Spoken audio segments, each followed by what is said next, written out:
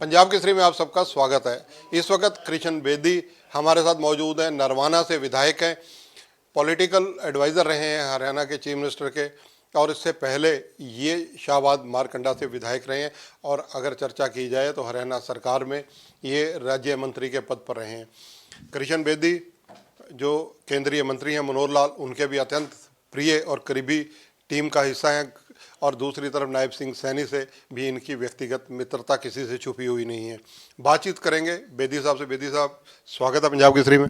जी धन्यवाद, शुक्रिया। बेदी साहब, जिस प्रकार से अब आपने नरवाना विधानसभा में चुनाव लड़े, निसंदेह जब पार्टी ने आपको आदेश दिए होंगे तो एक बड़ी चुनौती आपके सामने खड़ी हुई होगी कि नई विधानसभा, नया कर्म क्षेत्र। बिल्कुल, सडनली मुझे 3 दिन पहले ही टिकट अनाउंसमेंट से लगभग 6 या 7 तारीख को पार्टी ने कुछ ऐसा हिंट दिया कि आप नरवाना की तरफ चिंता कीजिए, तो मेरे लिए सरप्राइज था। परंतु मुझे एक विश्वास था मेरे केंद्र सरकार की नीतियों का, मुझे विश्वास था मनोहर सरकार के किए हुए कामों पर, मुझे विश्वास था नायब सिंह सैनी जी ने जिस प्रकार से बेहतरीन 70 दिन तक लोगों के बीच में रहकर काम किया, रात के 2-2:30 बजे तक भी लोगों से मिले। तो मुझे विश्वास था कि मेरे नेतृत्व ने, मेरी पार्टी ने जो जो काम कर रखे हैं, वो सरकार के जो किए हुए काम हैं उसका फल मुझे अवश्य मिलेगा। और नरवाना मेरे पैतृक जन्मभूमि है, मेरे परिवार, मेरा गांव उसी विधानसभा क्षेत्र में आता है। तो जब मैं मंत्री था तब भी, जब मैं पॉलिटिकल सेक्रेटरी टू सीएम था तब भी लगातार लोगों के मैंने काम करने का काम किया और लोगों को एक विश्वास दे के रखा कि मैं बेशक से विधायक साहब से हूँ, चुनाव कहीं और से लड़ता हूँ, आपका बेटा हूँ, आपका बच्चा हूँ और आपका भाई हूँ। नरवाना एक ऐसी विधानसभा रही है जो जब आरक्षित नहीं थी तो दो बड़े घरानों का वहाँ पर कब्जा रहा है, चाहे वो पूर्व मुख्यमंत्री ओम प्रकाश चौटाला हो या शमशेर सिंह सुरजेवाला जो अब दुनिया में नहीं है। रणदीप सुरजेवाला उनके उत्तराधिकारी हैं, राजनीति में खूब एक्टिव है। अब उनका बेटा भी चुनाव जीता है कांग्रेस की टिकट पर। तो चुनौती मन में आई नहीं? शुरू में कुछ भय आया हो कि ये जिस विधानसभा को मुझे सौंपा गया है। नहीं नहीं नहीं, ये तो बिल्कुल तय था कि वो एक हॉट सीट रही है।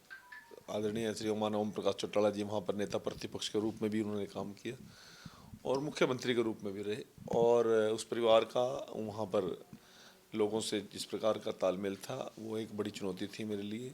और शमशेर सिंह सुरजेवाला जी का पूरा जीवन, केवल एक चुनाव को छोड़ दें 2005 वाले को, 2007 वाले 9 वाले को, तो उससे पहले वो लगातार वहीं से वो राजनीति करते रहे। रणदीप सिंह सुरजेवाला भी 2-3 बार वहाँ से विधायक रहे, सरकार में मंत्री रहे और विपक्ष में भी रहे, राष्ट्र युवा के वो राष्ट्रीय अध्यक्ष भी रहे कांग्रेस के। तो अवश्य ही बड़ा, जब लोग चुनाव लड़ते हैं तो उस क्षेत्र की उस प्रकार की अपेक्षाएं भी बड़ी बड़ी हो जाती हैं। तो उस हिसाब से लोगों के, परंतु मैं 10 साल की सरकार में लोगों के बीच रहा।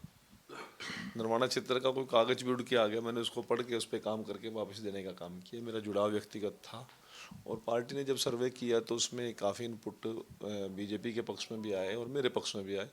और केंद्रीय नेतृत्व और पार्टी नेतृत्व जब निर्णय कर ले तो फिर कार्यकर्ता का जवाब देना बनता नहीं है। तो बड़ा चैलेंज जरूर था, परंतु उस चैलेंज को मैंने स्वीकार किया। मुझे वहाँ के लोगों पर विश्वास था, वहाँ के किसान पर, मजदूर पर, व्यापारी पर, कर्मचारी पर, छोटे दुकानदार पर। हमने, हमारी नैन खाप है जिसको नैन खाप बोलते हैं धनौदा में, उसका मैं बेटा हूँ, 52 गांव है हमारे। तो उस प्रकार की लोगों से जुड़ाव था, लगाव था। देश की दो बड़ी ताकतें नायब सिंह सैनी की खुले मंचों से, खुले मन से सराहना करती हैं, चाहे केंद्रीय गृह मंत्री हो अमित शाह या देश के प्रधानमंत्री हो नरेंद्र मोदी, और मनोहर लाल जी के 9.5 साल के कार्यकाल को खुलेआम अप्रिशिएट करते हैं। बिल्कुल, देखिए बड़ी, जब हमने सरकार संभाली, मैं उस सरकार का पार्ट रहा हूँ 2014 में। 26 अक्टूबर 2014 को पहली बार हरियाणा में बीजेपी की सरकार बनी और मेरा सौभाग्य रहा कि मनोहर लाल जी की टीम में मैंने उसी दिन शपथ ली। 5 साल बड़े नज़दीक से मैंने सरकार के कामकाज को चलाया भी और कामकाज को देखा भी।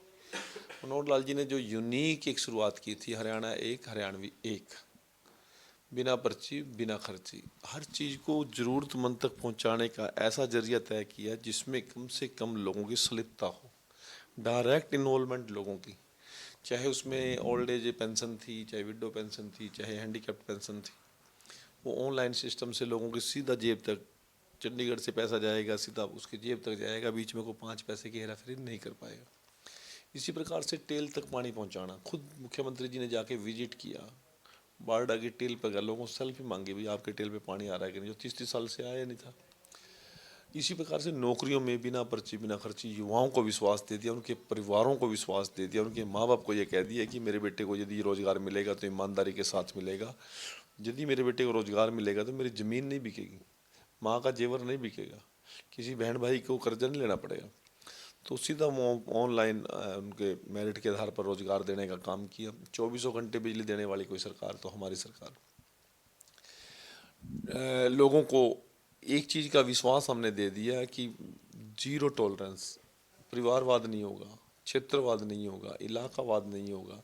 अब सरकारें पहले तो जिलों के नाम पे चलती थी, किसकी सरकार तेजा खड़ाई सरकार, किसकी सरकार आदमपुर की सरकार, किसकी सरकार तोसाम की सरकार, किसकी सरकार किलोई सांगी की सरकार। परंतु मुख्यमंत्री जी ने 6,768 गाँव के लोगों को विश्वास दिया कि ये सरकार सबकी सरकार है और सबके विकास के लिए तत्पर है। बेदी साहब, एक राजनीतिक सवाल सीधा, जिस प्रकार से हरियाणा की राजनीति में पहले 3 लाल रहे हैं, चाहे बंसी लाल हों, देवी लाल हों या भजन लाल हों, अब तो उनके लालों के लाल सभी बीजेपी के मंच पर हैं। हाँ, ये बिल्कुल आपने बड़ा सटीक सवाल पूछा। भारतीय जनता पार्टी का स्वरूप इतना व्यापक हो गया है आज, चाहे स्वर्गीय बंसीलाल जी का परिवार है, श्रीमान भजन लाल जी जो स्वर्गीय हैं दुनिया में नहीं रही, उनका परिवार है, वो सभी के सभी आज भारतीय जनता पार्टी में हैं। और हमारे लिए ये बड़ी बात है कि इतने बड़े बड़े चेहरे, इतने बड़े बड़े नाम आज भारतीय जनता पार्टी की शान बढ़ा रहे हैं, भारतीय जनता पार्टी के काम को आगे बढ़ा रहे हैं। नरेंद्र मोदी जी की टीम का वो लोग हिस्सा हैं, ये हम सब के लिए बड़े फ़ख्र की बात है। और हरियाणा प्रदेश के अंदर जिस प्रकार से भूपेंद्र सिंह हुड्डा ने कांग्रेस का लोकदलीकरण किया, तो स्वाभाविक है कि कोई भी आदमी, स्वाभिमानी आदमी कांग्रेस में नहीं रहेगा, चाहे किरण चौधरी जी हैं, चाहे कुलदीप बिश्नोई जी हैं, चाहे और अन्य लोग हैं। तो वो सभी के सभी लोगों ने कांग्रेस को अलविदा कहा। उसने अपने बेटे को सुरक्षित करने के लिए नवीन जिंदल से पार्टी छुटवा दी, किरण चौधरी से पार्टी छुटवा दी, राविंदरजीत सिंह से पार्टी छुटवा दी, धर्मवीर सिंह जी से पार्टी छुटवा दी, और मैं किस किस का नाम लूँ, सभी लोगों को पार्टी से उन्होंने, कुलदीप बिश्नोई से पार्टी छुटवा दी। तो अब वो केवल अपने कुंवर जी को सिर्फ कुर्सी बिठाना चाहते थे, परंतु लोगों ने उसको घर ही बिठा दिया। हुड्डा साहब जिन पोर्टलों को बंद करने का जिक्र करते थे, जनता से वायदा करते थे, यानी उन दिनों मनोहर लाल जी कहते थे ये इसी बात पर अड़े रहें, या एंड तक कहते रहे तो हम अपने आप जीत जाएंगे। अब आपको मनोहर लाल जी की बात समझ में आ गई जो विधानसभा में कही थी। उन्होंने वादा किया था कि हुड्डा जी आप लगातार चुनाव में ये बात कहना है कि मैं पोर्टल बंद करूंगा, मैं पोर्टल बंद करूंगा, लोग आपका हिसाब किताब कर देंगे। भूपेंद्र हुड्डा जी के समझ में नहीं आई बात कि जन सुविधाओं के लिए सरकार ने काम किए हैं, किसी व्यक्ति का स्वार्थ के लिए नहीं किए। मनोहर लाल जी तो कहते थे कि मैं तो राजनीति करने वालों को उड़ते टंगवा दिया खुंटी पे। हुड्डा जी ने तो एक बार, समझ में नहीं आ रही थी ना बात, अब आ गई। आप तो राजनीति को बारीकी से समझते हैं। हुड्डा साहब ने जब राव इंद्रजीत, पंडित चरणजी लाल, कर्नल राम सिंह या अन्य लोगों को, कुमारी शैलजा भी थी उसमें, लेकर संघर्ष किया 3 लालों के खिलाफ, उस वक्त तो चौथे लाल का किसी को उम्मीद भी नहीं थी कि सत्ता में आएंगे। बिल्कुल, मैं उस समय का साक्षात गवाह हूँ, मैं राजनीति में सक्रिय था। और जब उन्होंने जींद से, कंडेला से एक शुरुआत की थी पदयात्रा की, परंतु जब विपक्ष में व्यक्ति होता है कुछ और होता है। जब 10 साल सत्ता में रहने के बाद उनको ये लगता था कि ये जो लोग सत्ता में आए ना, इन लोगों के बस की सत्ता है ही नहीं। स्वाभिमान की जगह उसके अंदर अभिमान आ गया था भूपेंद्र हुड्डा को।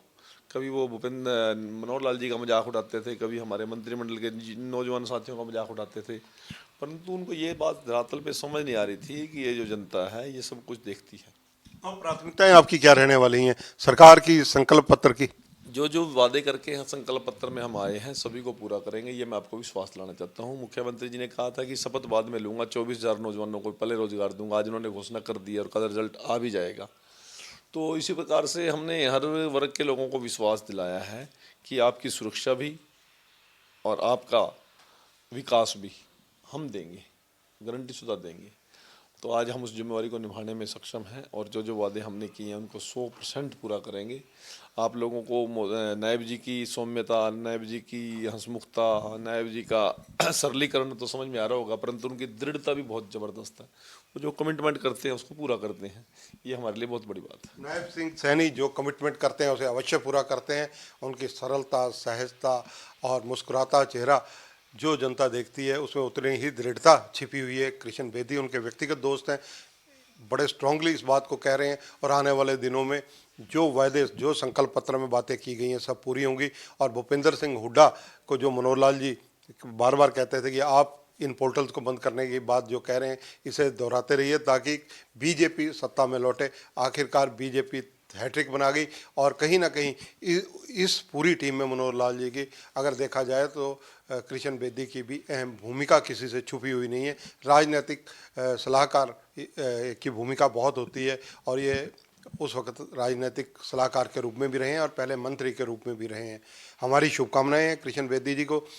कैमरामैन संजय सिंह के साथ चंद्रशेखर धरनी, पंजाब केसरी टीवी, चंडीगढ़। हमसे जुड़े रहने के लिए हमारे YouTube चैनल को सब्सक्राइब करें और नई वीडियो की नोटिफिकेशन के लिए बेल आइकॉन को दबाएं। अगर आप ये वीडियो Facebook पर देख रहे हैं तो लाइक जरूर करें और ज्यादा से ज्यादा शेयर करें। धन्यवाद।